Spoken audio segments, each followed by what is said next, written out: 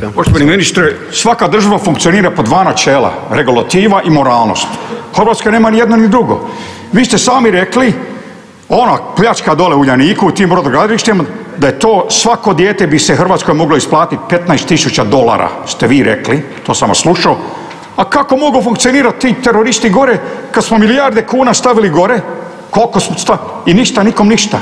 Ti ljudi još haraju gore, to ga stavljate vodu u čašu bez dna i niko nije u zatvoru tu. Šta je s porijeklom imovine? Porezna uprava? Koliko je postotak sive ekonomije u Hrvatskoj? Ako je HNB odgovor za protok novaca u Hrvatsku i izvan Hrvatske, šta je s bankovnim računima vani koji se lovajka pokradena ovdje od 90. godina? Tu se ništa ne događa, tapka se na mjestu, ovo je samo jedna dimna zavisa, 100 milijardi kuna isplaćeno za poljoprivredu. Gdje su ti rezultati? Ja ću vam to srediti za 5 dana. Pokretni sudovi, porezna uprava, vod vojske i udri, sve bi mazno te hajduke. Hvala. Preko noći bi sve mazno. Hvala.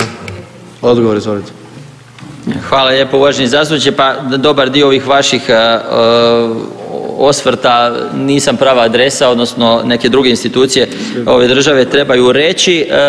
Međutim, ono na što ste se referirali, porezna uprava, porijeklo imovine, doduše nemam dovoljno vremena da bi vam mogao i statističke podatke i sve ono što porezna uprava čini, pa će biti sigurno i prilike o tome da se u nekim drugim situacijama o tome progovori, jer nije između ostaloga predmet ovog zakona, ali kako god bilo, naravno, ako je i vaš interes, o tome ćete biti obavješteni, ako porezna uprava redovito i publicira između ostalog razna izvješća iz kojih je moguće vidjeti, pa tako i između ostaloga i ono što čini po pitanju suzbijanja sive ekonomije, neregistriranih djelatnosti, nelegalnih aktivnosti, izbjegavanja plaćanja poreza i da ne nabrajam sada dalje. Ali u svakom slučaju i sami dobro znate da to i kad porezna uprava i čini i radi i izvijesti hrvatsku javnost, nerijetko i ovdje u Hrvatskoj saboru prođe upravo kritike zašto to čini. Hvala lijepo. Nisu u zatvoru ovi u Uljaniku, zašto nisu u zatvoru? Kolega Glasnović, dobivate